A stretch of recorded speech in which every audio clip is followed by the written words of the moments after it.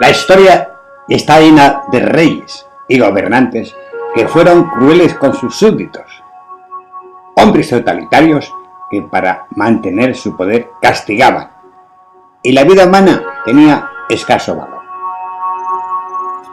No obstante, encontramos algunas grandes excepciones. La tradición mesopotámica es un ejemplo de un rey justo.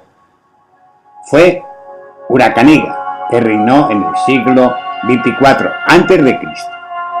También cabe destacar al rey Hammurabi de Babilonia, con su famoso código, documento escrito en un cilindro de barro llamado cilindro de Zig. Se le atribuye la primera declaración de derechos humanos, iniciadas por el rey persa Ciro el Grande, tras su conquista a Babilonia en el 539 a.C. Ha sido valorado por su sentido humanista. Se le ha descrito como la primera declaración de derechos humanos y novedoso en el aspecto religioso. En la Grecia antigua, que se autodenominaba democrática, no se llegó a construir un gobierno centrado en derechos, sino que las personas pertenecían a la sociedad y era la voluntad de la mayoría ciudadana lo que prevalecía. No obstante, para alcanzar la sociedad y una ciudadanía perfecta, se daba muerte a los recién nacidos, deformes o débiles, y se mataba o desterraba a los insociables. Discriminaban a las mujeres, a los extranjeros, y mantenían la esclavitud. Así que, por tanto, no se podían incluir entre las culturas que tuvieran derechos humanos. La filosofía estoica de las civilizaciones grecorromanas buscaba la felicidad individual, a la que el cristianismo dio un sentido humanista y espiritual, afirmando que la igualdad de los hombres estaba en el reino de Dios. Mas los religiosos cristianos medievales aceptaban la desigualdad social porque era signo divino que el estatus social en que nacían las personas era el más adecuado para su salvación. El cristianismo heredó de la religión judía las decisiones que manifestaban en defensa de los pobres y oprimidos. Era un sentimiento de compasión y justicia, sin que tuviera una referencia explícita a derechos humanos. En 1222, el Tratado Medieval de la Carta Magna Inglesa de 1215 se ha asociado con los derechos humanos, mas incompleta y deformada, ya que se apoyaba entre derechos entre iguales, exento de valor universal. En la Baja Edad Media, Guillermo de Ockham introdujo el concepto de potestad humana para reivindicar una cosa como propia en juicio. En España, la Escuela de Salamanca, en los siglos XVI y XVII, por medio de los escolásticos Luis de Molina, Domingo de Soto y Francisco Suárez, definieron el derecho como un deber moral sobre los pobres y enunciaron que los derechos a la vida y a la propiedad debían ser añadidos al espíritu, con derecho a la libertad de pensamiento y dignidad. En la colonización castellana de América, por influencia de Fray Bartolomé de las Casas, se aplicaron ideas presentes en los derechos humanos frente a los colonos que solo ambicionaban objetivos de rentabilidad en la explotación.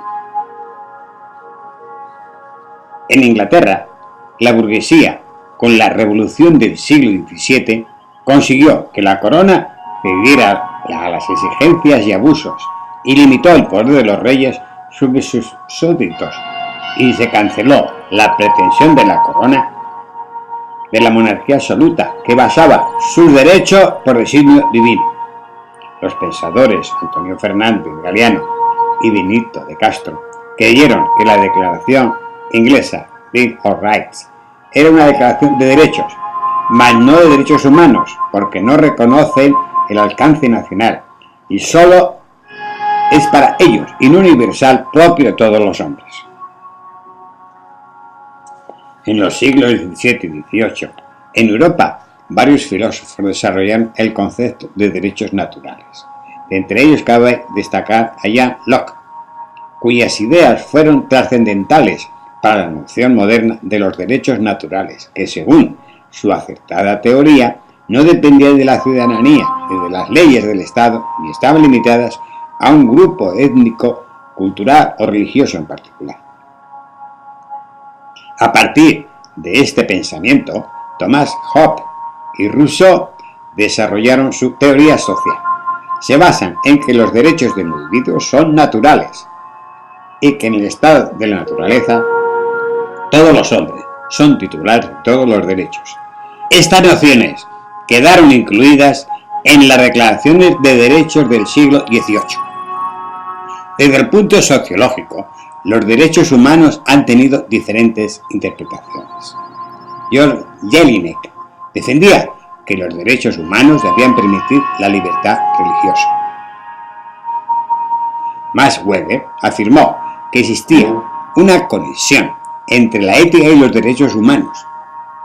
Todo este conjunto de pensamientos iniciaron las revoluciones burguesas para el desarrollo de los derechos humanos. La expresión de derechos humanos de los hombres se produjo en 1537 en un texto de Volminius titulado Historia diplomática.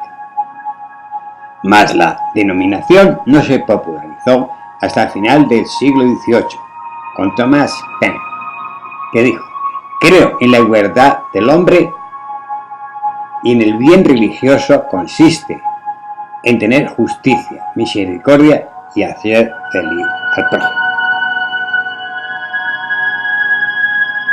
La Revolución estadounidense incluyó las Declaraciones de los Derechos de Virginia de 1776, redactada por George Mason, que influyó en Thomas Jefferson, presidente de los Estados Unidos, que los incluyó en la Declaración de los Derechos Humanos, que contiene la Declaración de la Independencia de los Estados Unidos, el 4 de julio de 1776. Y la Revolución Francesa, con la Declaración de los Derechos del Hombre y del Ciudadano, que fue adoptada por la Asamblea Nacional Francesa de 1780.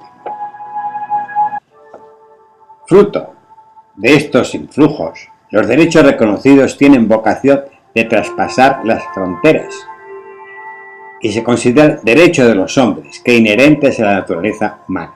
Debe ser tenido en cuenta para que el iluminismo revolucionario de la Constitución es la que garantice los derechos y libertades y que pretende facilitar y salvaguardar el libre desarrollo del individuo ante la autoridad del poder.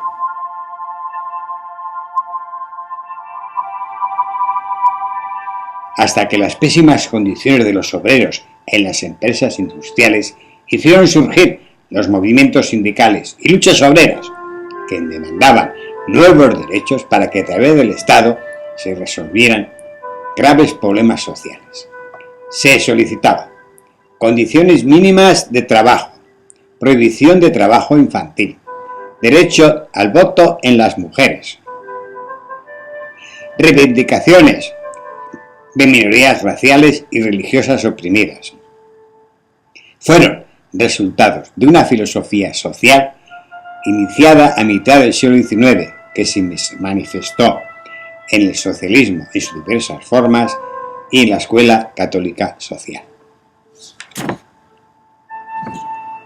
En el siglo XX se distingue por la incorporación de derechos humanos al derecho internacional contemporáneo, que tras la decisión de establecer la ONU como Organización de Naciones Unidas en 1945, se consiguió en 1948 que la Asamblea aprobara la Declaración Universal de los Derechos Humanos para sentar las bases de un nuevo orden internacional, inherente a las personas, irrevocable, intransferible e irrenunciable, de carácter igualitario.